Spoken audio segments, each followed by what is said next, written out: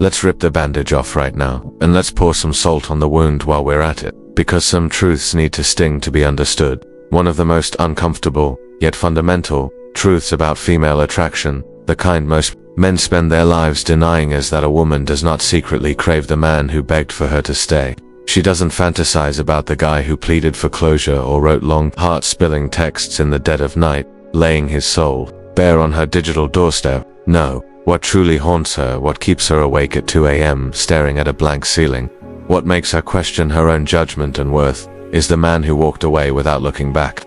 The man who didn't chase, the man who didn't beg, the man who refused to fight for something that was already a casualty of her indecision or neglect. That man, brother, is the one who lives in her head, rent-freed, because he became the one thing women, on a primal evolutionary level, cannot resist: unattainable.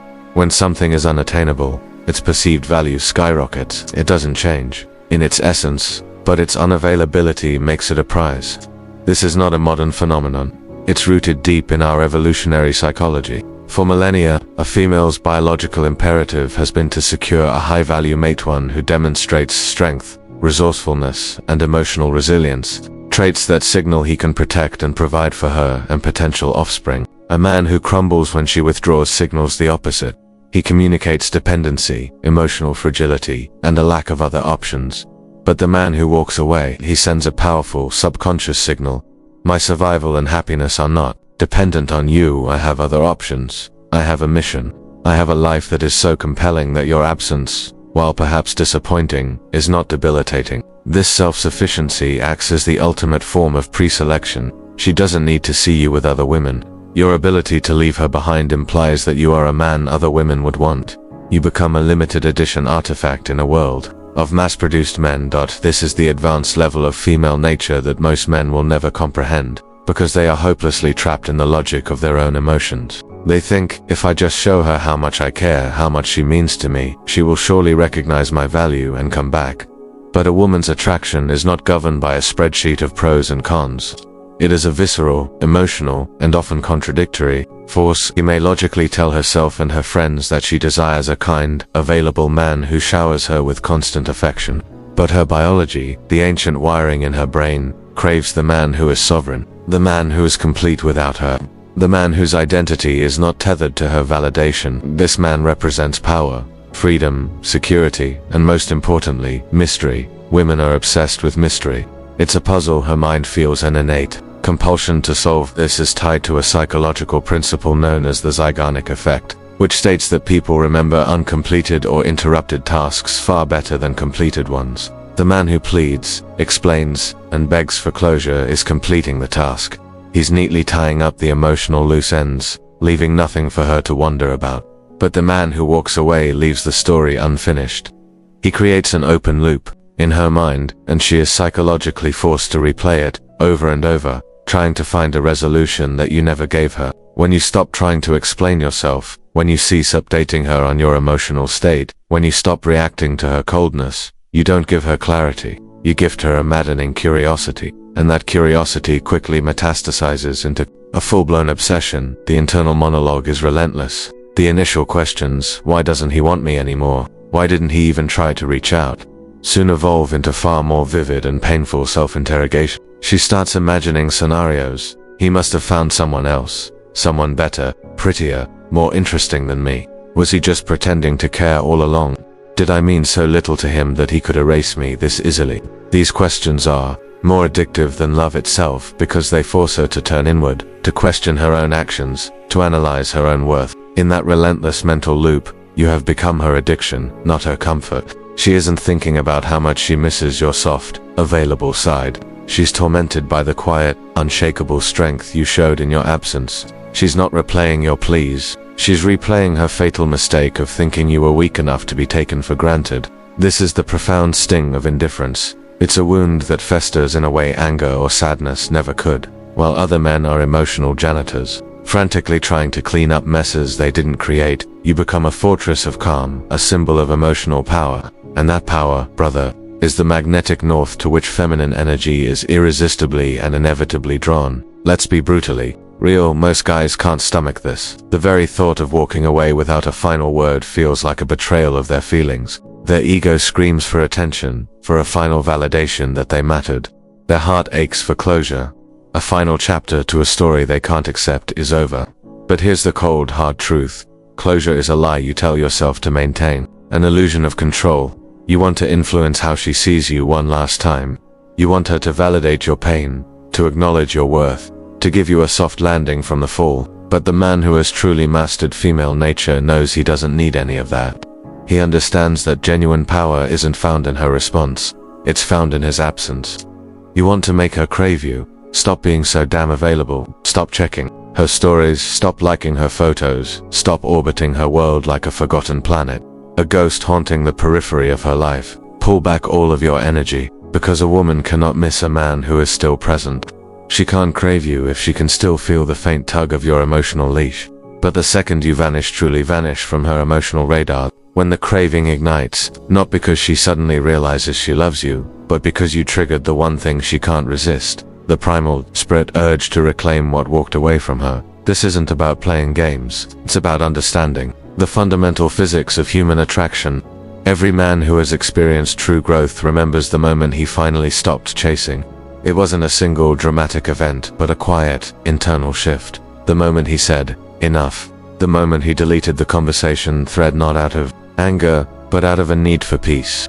The moment he blocked her number or just stopped checking her social media, reclaiming his mental real estate. What follows is often a period of deafening silence, a void filled with the echoes of doubt and the powerful temptation to relapse into old, needy patterns. But then, if he holds the line, something profound changes. He starts to breathe again, not shallow, anxious breaths, but deep, grounding ones. He starts to see her not as the idealized goddess from the relationship's intoxicating highs, but for who she became in the lows: distant, disrespectful, inconsistent, or simply unsure. That clarity is his awakening. It's the pivotal moment. He stops hoping for her to change and starts building himself. And it is in that arduous, often lonely, process of rebuilding that his attractive power multiplies exponentially. This isn't some abstract self-help cliche. It's a tangible transformation. It's trading late night pining for early morning gym sessions, not to get a revenge body, but to forge discipline. It's channeling the anxious energy that once fueled obsessive texting into launching a new business venture or a creative project, not to impress her but to build his own empire. It's about transmuting the sharp pain of rejection into the fuel for his purpose. He doesn't suppress the pain. He harnesses it, using it as a fire to burn away the old, weak, supplicating version of himself.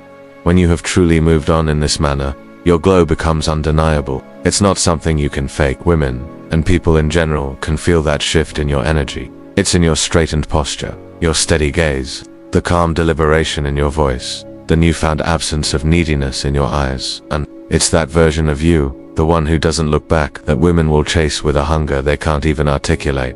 You must understand, brother, that feminine energy is fluid, emotional, and cyclical. It's a beautiful, chaotic storm. One day she's consumed by love, the next, she's plagued by doubt. One moment she's all over you, the next, she's as cold as ice. That is her nature.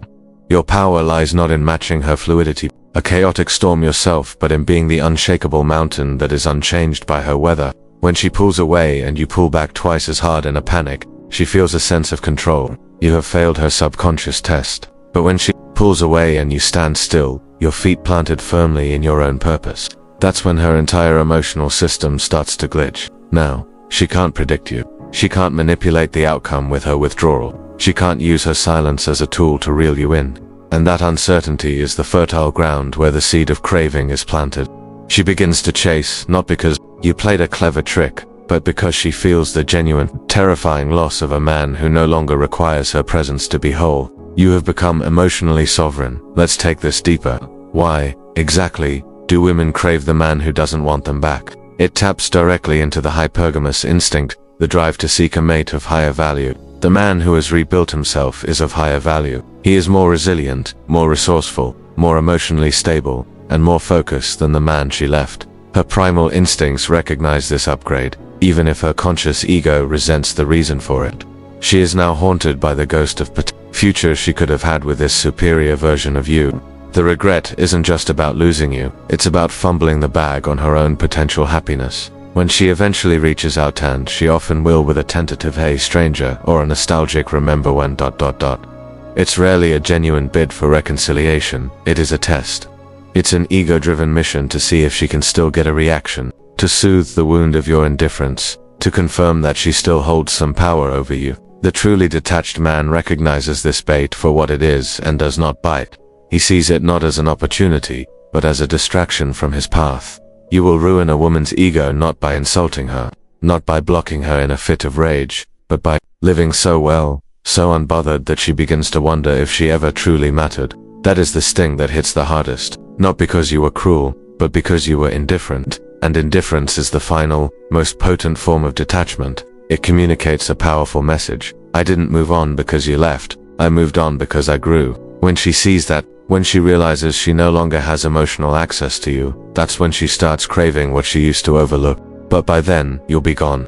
Not just physically, but spiritually, mentally, and energetically. And that kind of man, the one who chose his own ascent over her validation, is utterly unforgettable. The final, brutal truth is this: the less you want her back, the more power you gain.